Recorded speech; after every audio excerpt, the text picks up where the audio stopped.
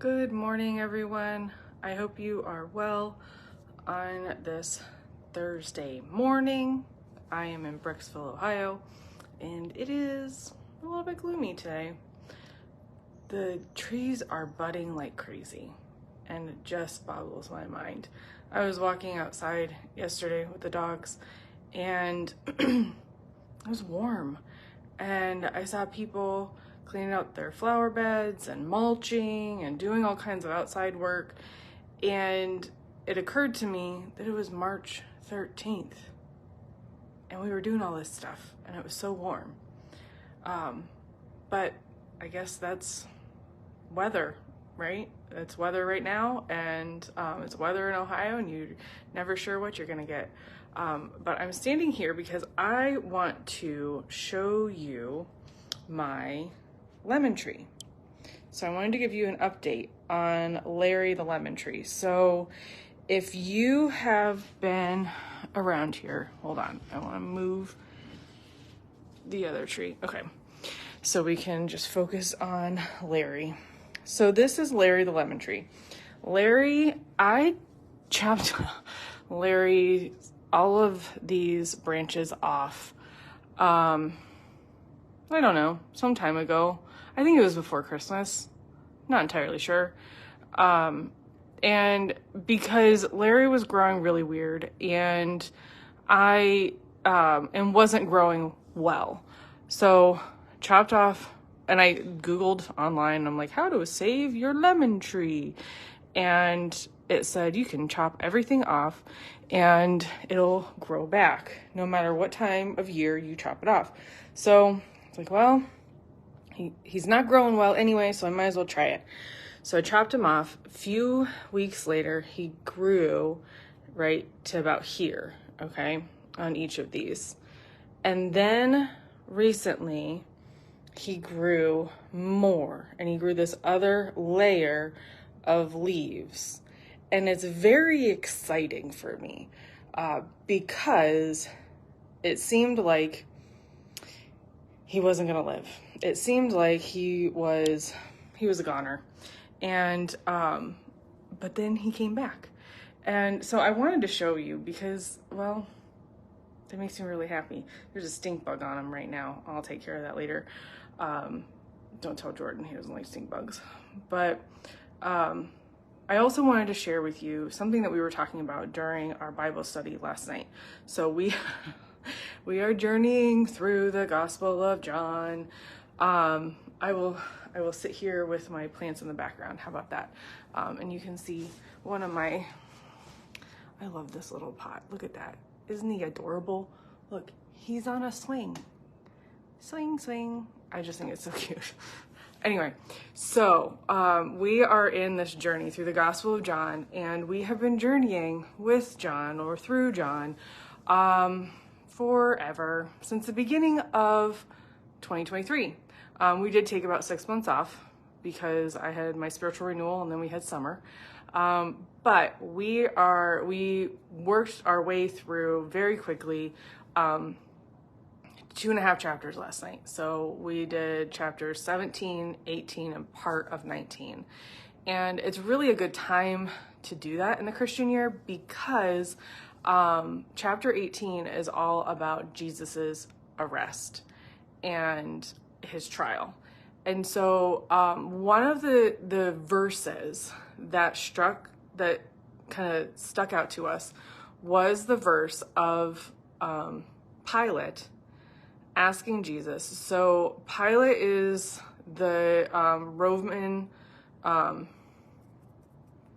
person that I can't think of the name of, Roman authority, we'll say that, that he is the one who the Jewish leaders take Jesus to Pilate and put him on trial and ask for him to be executed, to be crucified. And so so Pilate is kind of in this scene of the Gospel of John. Pilate is going back and forth between the Jewish leaders and Jesus, kind of talking about, all right, why do you want him to die? Well, this is what they say. What say you, Jesus? Who are you? like, are you a king? And he's asking these questions, and he goes back to the Jewish leaders and back and forth and back and forth. Well, right before Pilate presents Jesus to the Jewish leaders and says, here is your king, the king of the Jews, kind of in this mocking tone. He asked Jesus, who are you? And Jesus says that he is the truth. He is, and then Pilate says, what is truth? And he kind of like said, I imagine Pilate saying it in this flippant, frustrated way. What is truth? But that is a really good question.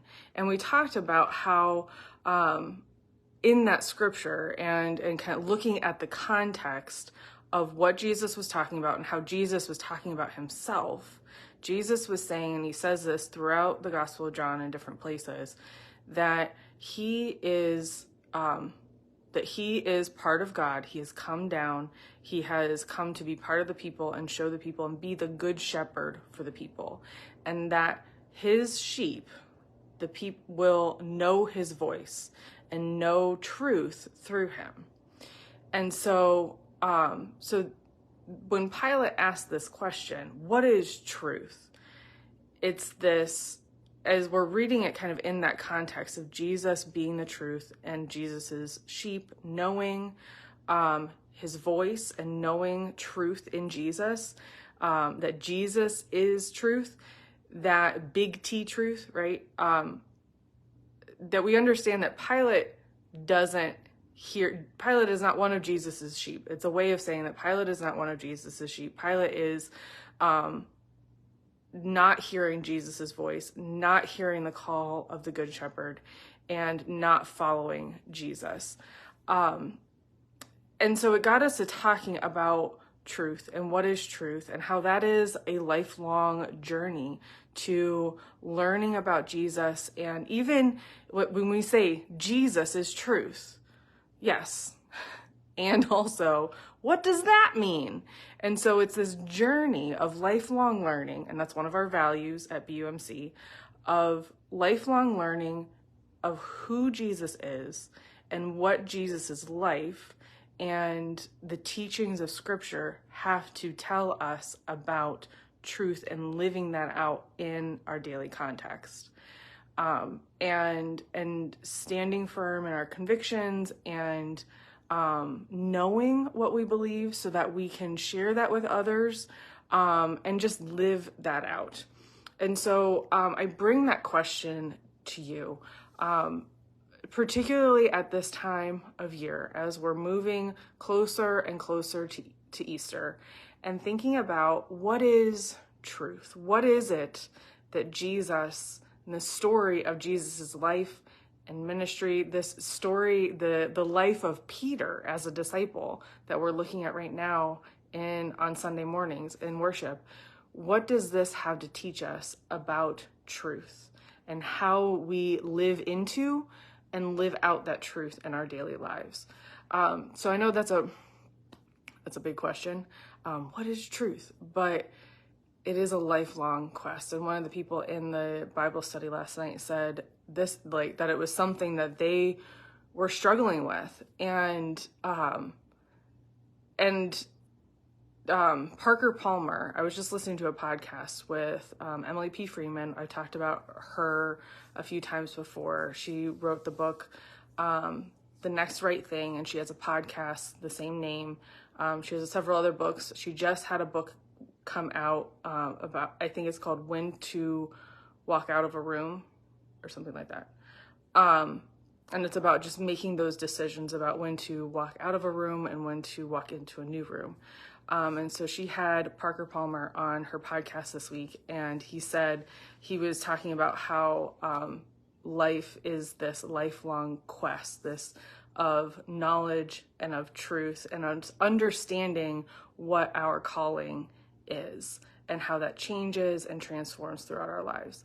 So I just give you that to just think about and to affirm that if you are struggling with these big questions, that you're not the only one. and that part of what church is supposed to be is an opportunity to journey together with others as we search for and work through these big questions.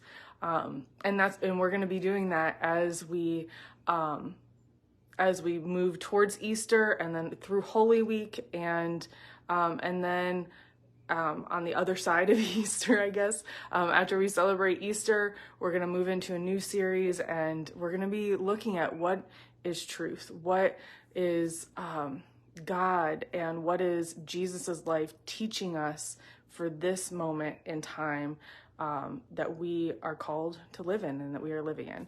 So I hope that gives you something to think about, and I hope you can share with me what is a little kernel of your truth. When you think about truth, what word or image comes to mind? I would love to know if you'd like to put it in the comments, or if you would like to email me or email the church, or just share it on Sunday morning at worship. I would love to learn. So I hope you guys have a wonderful weekend. Stay dry today. I think we're going to get some rain and maybe some really, I like thunderstorms. We're supposed to get thunderstorms this evening. And I will see you all soon. Bye.